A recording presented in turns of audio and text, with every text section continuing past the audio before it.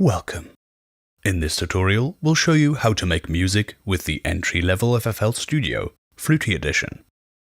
If you have bought or are considering buying Fruity Edition, this video is for you. The Fruity Edition comes with 83 instruments and effects and is meant for people with a focus on instrumental music or to use as a VST or AU plugin in another DAW as an instrument.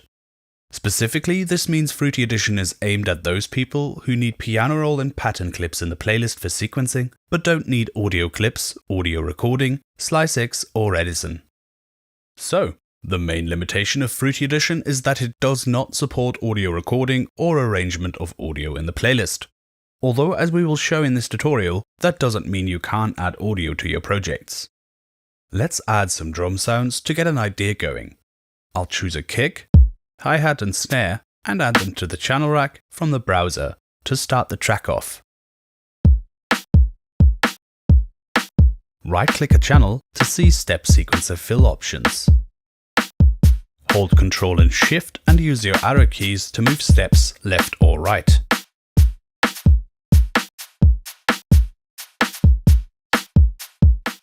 Let's go into the channel settings of the samples we added and adjust their pre-computed effects and envelopes.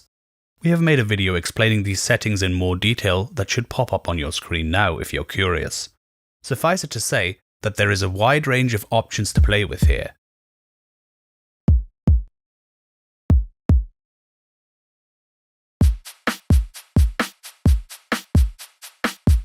Let's add some little variations to the hi-hats so they don't sound super boring.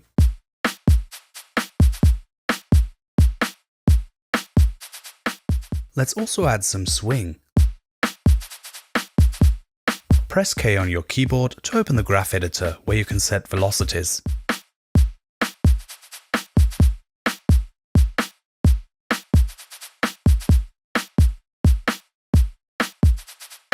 I think this could sound fuller with a drum loop on top. Let's add one. Press F8 and type slicer to add a fruity slicer. This plugin can chop audio into pieces and play these pieces with notes in the piano roll. I'll add a drum loop from the browser into Slicer.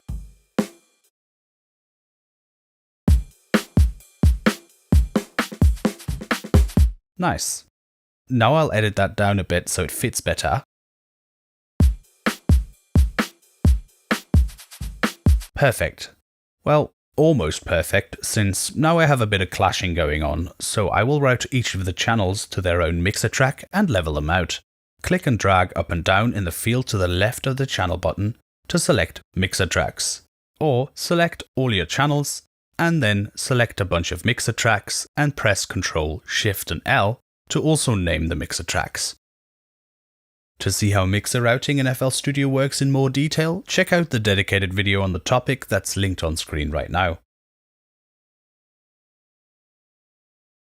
Okay, in my process, the next step is usually to add a chord progression. I will write with sine waves and then choose a piano and bass sound to play the progression. Let's select the 3-OSC, add it to a playlist track header so FL Studio makes an instrument track.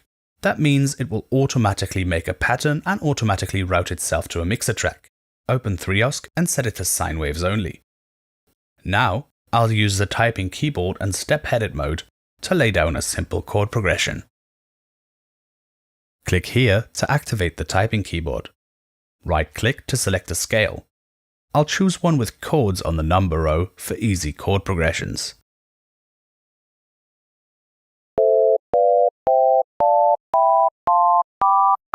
And open the piano roll for 3-OSC. Click here to activate step edit mode. Then, I will set my main snap to beat so every chord I enter will always be 1 beat long.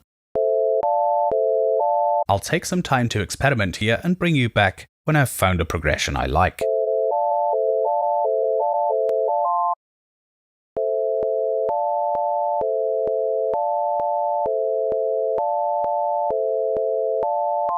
That's neat. Now let's select all those notes using Ctrl and A and make them double the length by grabbing the handle here. This will stretch the notes. Hold Alt to apply snapping to the movements.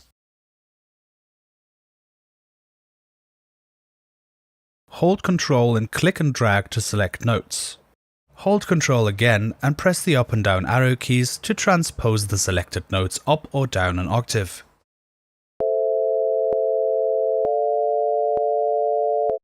Let's now use the chop tool to slice our chord progression into something more rhythmical. Go to the Tools section in the piano roll menu and select Chop here, or press Alt and U when you have notes selected in the piano roll.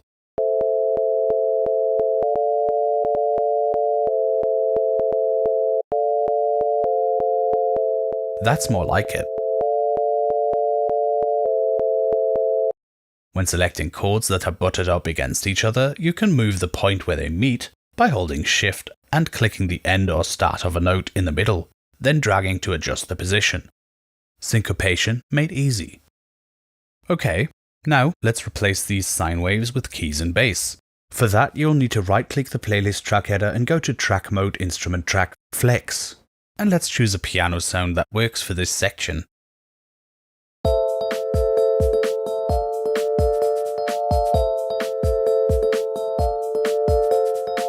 Those notes are a little high in terms of pitch and volume, so I will press Alt and P to open the picker panel and then right-click my pattern and transpose it down an octave.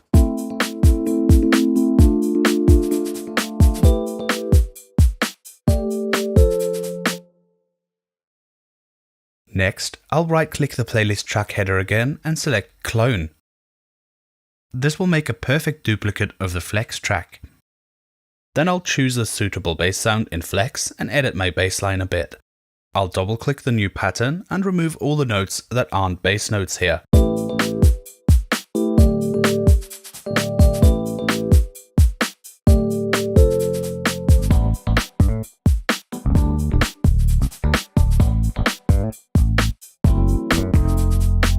Nice. Let's add some more sounds to give ourselves a bit more of a complete picture.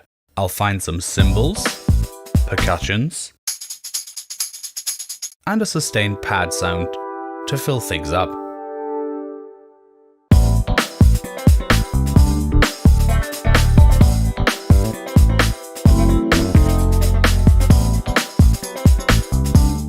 Now it's time to add some vocals. As mentioned, since adding audio clips and audio recordings isn't possible, that's the main limitation in the Fruity edition, we'll have to find some other way of making that happen.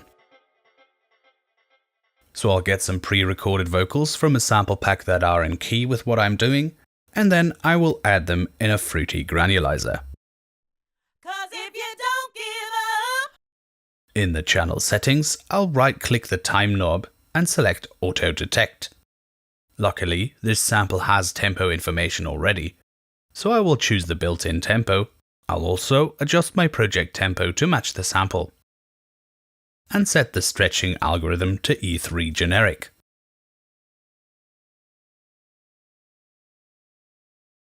Then I'll go into its piano roll and add a C5 note that is as long as the vocal sample.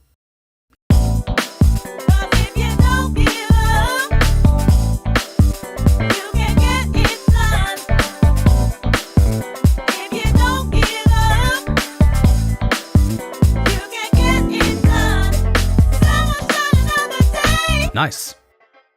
However, when I play from the middle now, my vocals are out of sync. Oh no. So I'll also right-click the sample start knob and create an automation clip.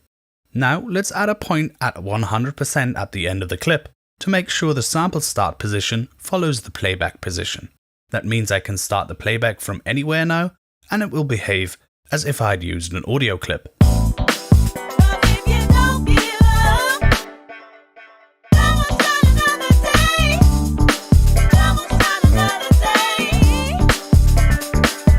Let's add the backing vocals to the project in the same way.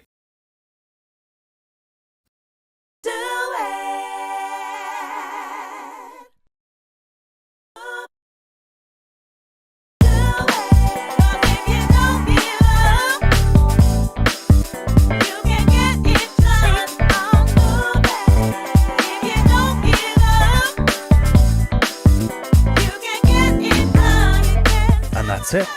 The core of the song is completed. Basically, now you can work around what you have, quote certain elements with new sounds, add effects, drum fills, and add more automation.